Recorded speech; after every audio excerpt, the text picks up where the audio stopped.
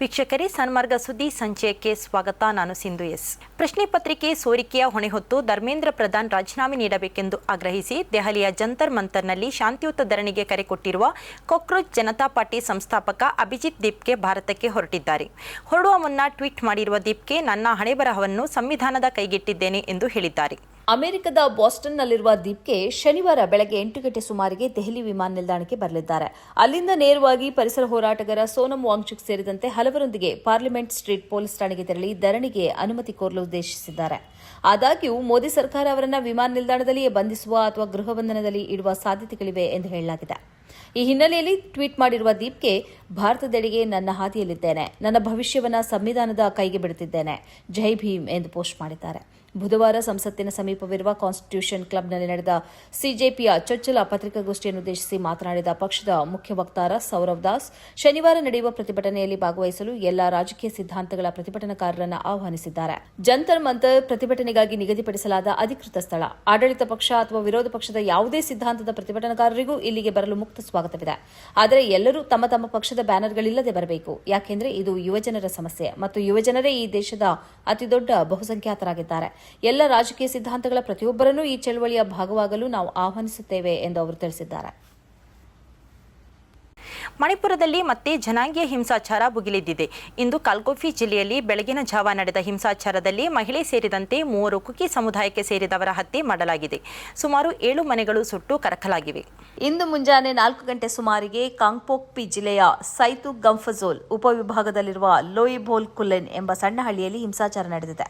ಮೃತರನ್ನ ಲೆತ್ಕೋಂಗಮ್ ಹಾವೋಕಿಪ್, ಅವರ ಪತ್ನಿ ತಿನ್ಮರಿ ಹಾವೋಕಿಪ್ ಮತ್ತು ಜಂಗ್ಮಿಲಾಲ್ ಹಾವೋಕಿಪ್ ಎಂದು ಗುರುತಿಸಲಾಗಿದೆ. ಈ ದಾಳಿಯನ್ನು ರಾಷ್ಟ್ರೀಯ ಸಮಾಜವಾದಿ ಮಂಡಳಿಯ ನಾಗಲಿಮ್, NSCN-IM ಮತ್ತು ಅದರ ಪ್ರಾಕ್ಸಿ ಸಂಘಟನೆ ಯುನೈಟೆಡ್ ಫ್ರಂಟ್ನ ಸಶಸ್ತ್ರ ಕಾರ್ಯಕರ್ತರು ನಡೆಸಿದ್ದಾರೆ ಎಂದು ಕುಕಿ ಸಂಘಟನೆ ಕುಕಿ ಇನ್ಫಿ ಮಣಿಪುರ KIM ಆರೋಪಿಸಿದೆ. ಮಣಿಪುರದಲ್ಲಿ 2023ರ ಮೇ ತಿಂಗಳಿನಿಂದ ಮೈಥಿ ಮತ್ತು ಕುಕೀಜೋ ಸಮುದಾಯಗಳ ನಡುವೆ ತೀವ್ರ ಜನಾಂಗೀಯ ಹಿಂಸಾಚಾರ ನಡೆಯುತ್ತಿದೆ. ಸರಣಿ ಹಿಂಸಾಚಾರದಲ್ಲಿ ಈವರೆಗೆ ಸುಮಾರು 250ಕ್ಕೂ ಅಧಿಕ ಮಂದಿ ಪ್ರಾಣ ಕಳೆದುಕೊಂಡಿದ್ದಾರೆ. ಹಾಗೆಯೇ 58,800ಕ್ಕೂ ಹೆಚ್ಚು ಮಂದಿ ಮನೆಗಳನ್ನು ಕಳೆದುಕೊಂಡು ನಿರಾಶ್ರಿತರಾಗಿದ್ದಾರೆ. ಇಂದಿಗೂ ನಿರಾಶ್ರಿತರ ಕೇಂದ್ರದಲ್ಲಿ ಆಶ್ರಯ ಪಡೆಯುತ್ತಿದ್ದಾರೆ. ತಮಿಳುನಾಡು ರಾಜಕಾರಣದಲ್ಲಿ ಕಳೆದ 6 ವರ್ಷಗಳಿಂದ ಬಿಜೆಪಿಯ ಪ್ರಮುಖ ಮುಖವಾಗಿ ಗುರುತಿಸಿಕೊಂಡಿದ್ದ ಅಣ್ಣಾಮಲೈ ಇಂದು ಅಧಿಕೃತವಾಗಿ ಬಿಜೆಪಿಗೆ ರಾಜೀನಾಮೆ ನೀಡಿದ್ದಾರೆ. ಹೊಸ ರಾಜಕೀಯ ಚಳವಳಿಯೊಂದನ್ನು ಪ್ರಕಟಿಸಿರುವ ಇವರು ಇದು ಮುಂದಿನ ದಿನಗಳಲ್ಲಿ ರಾಜಕೀಯ ಪಕ್ಷವಾಗಿ 2031ರ ತಮಿಳುನಾಡು ವಿಧಾನಸಭಾ ಚುನಾವಣೆಯಲ್ಲಿ ಸ್ಪರ್ಧಿಸಲಿದೆ ಎಂದು ಘೋಷಿಸಿದ್ದಾರೆ. ಸುದೀರ್ಘ ಆನ್ಲೈನ್ನಲ್ಲಿ ನಿರ್ಧಾರ ಪ್ರಕಟಿಸಿರುವ ಅಣ್ಣಾಮಲೈ, ತಮ್ಮ ರಾಜೀನಾಮೆ ತತ್ಕ್ಷಣದ ನಿರ್ಧಾರವಲ್ಲ, ಬದಲಿಗೆ ಸುದೀರ್ಘ ಆಂತರಿಕ ಚಿಂತನೆಯ ಫಲವಾಗಿದೆ ಎಂದಿದ್ದಾರೆ. ನಾನು 2024ರ ಡಿಸೆಂಬರ್ 4ರಂದೇ ಬಿಜೆಪಿಗೆ ನನ್ನ ನಿರ್ಧಾರವನ್ನು ತಿಳಿಸಿದ್ದೆ. ಆದರೆ ಪಕ್ಷದ ನಾಯಕತ್ವವು ಚುನಾವಣಾ ಕೆಲಸಗಳನ್ನು ಮುಗಿಸಿ ನಂತರ ನಿರ್ಗಮಿಸುವಂತೆ ಕೋರಿತ್ತು ಎಂದು ಅವರು ಬಹಿರಂಗಪಡಿಸಿದ್ದಾರೆ. ಸಿಎಂ ಜೋಸೆಫ್ ವಿಜಯ್ ಅವರ ಉದಯ ಹಾಗೂ ಪ್ರಮುಖ ರಾಜಕೀಯ ಪಕ್ಷಗಳ ದುರ್ಬಲಗೊಳ್ಳುವಿಕೆಯಿಂದಾಗಿ ತಮಿಳುನಾಡು ರಾಜಕೀಯದಲ್ಲಿ ಭಾರೀ ಬದಲಾವಣೆಗಳ ಗಾಳಿ ಬೀಸುತ್ತಿರುವ ಬೆನ್ನಲ್ಲೇ ಅಣ್ಣಾಮಲೈ ಅವರ ಈ ನಿರ್ಧಾರ ಹೊರಬಿದ್ದಿರುವುದು ರಾಜಕೀಯ ವಲಯದಲ್ಲಿ ತೀವ್ರ ಸಂಚಲನ ಮೂಡಿಸಿದೆ. ಅಣ್ಣಾಮಲೈ ಅವರು ವಿ ದ ಲೀಡರ್ಸ್ ಸಂಘಟನೆಯನ್ನು 2020ರಲ್ಲೇ ಆರಂಭಿಸಿದ್ದರು. ಕೊಯಮತ್ತೂರಿನಲ್ಲಿ APJ ಅಬ್ದುಲ್ ಕಲಾಂ ನೀತಿ ಮತ್ತು ರಾಜಕಾರಣ ಕೇಂದ್ರವನ್ನು ಸ್ಥಾಪಿಸಿ ಅಲ್ಲಿ ಮುಂಬರುವ ಚುನಾವಣೆಯಲ್ಲಿ ಸ್ಪರ್ಧಿಸುವ ಹೊಸ ರಾಜಕೀಯ ಆಕಾಂಕ್ಷಿಗಳಿಗೆ ತರಬೇತಿ ನೀಡಲಾಗುತ್ತದೆ ಎಂದು ಅವರು ತಿಳಿಸಿದ್ದಾರೆ. ತಾವು 2020ರಲ್ಲಿ ಬಿಜೆಪಿ ಸೇರಿದ ಹಿನ್ನೆಲೆಯನ್ನು ನೆನಪಿಸಿಕೊಂಡ ಅವರು, ತಾವು ಬಿಜೆಪಿ ಸೇರುವ ಒಂದು ದಿನ ಮುನ್ನ ಸೂಪರ್ ಸ್ಟಾರ್ ರಜನಿಕಾಂತ್ ಅವರು ಸ್ವತಃ ಕರೆ ಮಾಡಿ ತಮ್ಮ ರಾಜಕೀಯ ಚಳವಳಿಗೆ ಸೇರುವಂತೆ ಆಹ್ವಾನಿಸಿದರು ಎಂದು ತಿಳಿಸಿದ್ದಾರೆ. ಎಲ್ಲ ಸರ್ಕಾರಿ ಅಧಿಕಾರಿಗಳು, ಸಿಬ್ಬಂದಿ ಕೆಲಸಕ್ಕೆ 10 ಗಂಟೆಯೊಳಗೆ ಹಾಜರಾಗಬೇಕು ಎಂದು ಸರ್ಕಾರದ ಮುಖ್ಯ ಕಾರ್ಯದರ್ಶಿ ಆದೇಶ ಹೊರಟಿದ್ದಾರೆ. ಪ್ರತಿಯೊಬ್ಬ ಸರ್ಕಾರಿ ಅಧಿಕಾರಿ, ಸಿಬ್ಬಂದಿ ಇನ್ಮುಂದೆ ಬೆಳಗ್ಗೆ 10 ಗಂಟೆಯೊಳಗೆ ಕಡ್ಡಾಯವಾಗಿ ಕಚೇರಿಗೆ ಹಾಜರಾಗಬೇಕು ಎಂದು ಶಾಲಿನಿ ರಜನೀಶ್ ಆದೇಶದಲ್ಲಿ ತಿಳಿಸಿದ್ದಾರೆ. ಸಿಎಂ DK ಶಿವಕುಮಾರ್ ಅವರ ಸೂಚನೆ ಮೇರೆ ಆದೇಶ ಹೊರಡಿಸಿದ್ದಾರೆ. ಮುಖ್ಯಮಂತ್ರಿಗಳು ಜೂನ್ 4ರಂದು ನಡೆದ ಸಭೆಯಲ್ಲಿ ರಾಜ್ಯ ಸರ್ಕಾರದ ಪ್ರತಿಯೊಬ್ಬ ಅಧಿಕಾರಿ ಮತ್ತು ಸಿಬ್ಬಂದಿಯು ಪ್ರತಿದಿನ ಬೆಳಗ್ಗೆ 10 ಗಂಟೆಯೊಳಗೆ ಕಡ್ಡಾಯವಾಗಿ ಕಚೇರಿಗೆ ಹಾಜರಾಗಬೇಕು ಕಟ್ಟುನಿಟ್ಟಿನ ಸೂಚನೆಯನ್ನ ನೀಡಿದರು. ಪ್ರಸ್ತುತ ಈ ಆಡಳಿತ ಇಲಾಖೆಯು ಸಿದ್ಧಪಡಿಸಿರುವ ಕರ್ತವ್ಯ ಆಪ್ನಲ್ಲಿ ಈಗಾಗಲೇ HRMSನಲ್ಲಿ ಲಭ್ಯವಿರುವ ಎಲ್ಲ ಅಧಿಕಾರಿಗಳು ಹಾಗೂ ವರ್ಗದ ಮಾಹಿತಿಯನ್ನು ನೋಂದಾಯಿಸಲಾಗಿದೆ.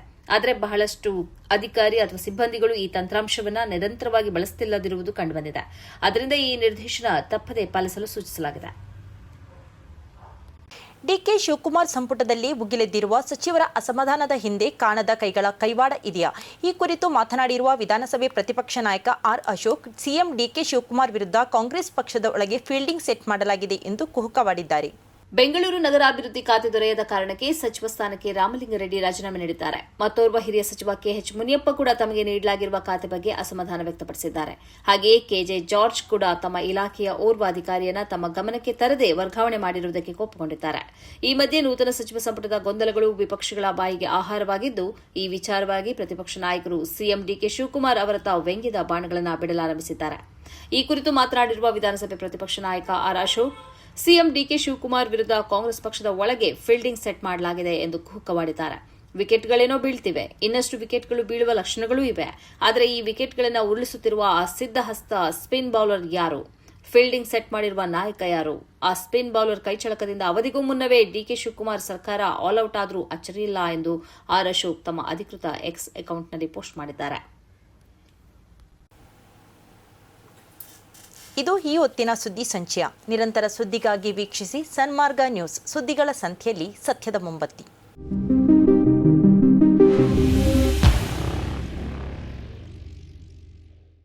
ಈ ಕಾರ್ಯಕ್ರಮದ ಪ್ರಾಯೋಜಕರು Gadiyar group of companies. Gadiar Group of Companies, synonymous with excellence and innovation, stands as your dynamic partner for progress. Gadiar Group ensures safety as guardians in firefighting and builds vibrant communities in real estate. Building tomorrow, today.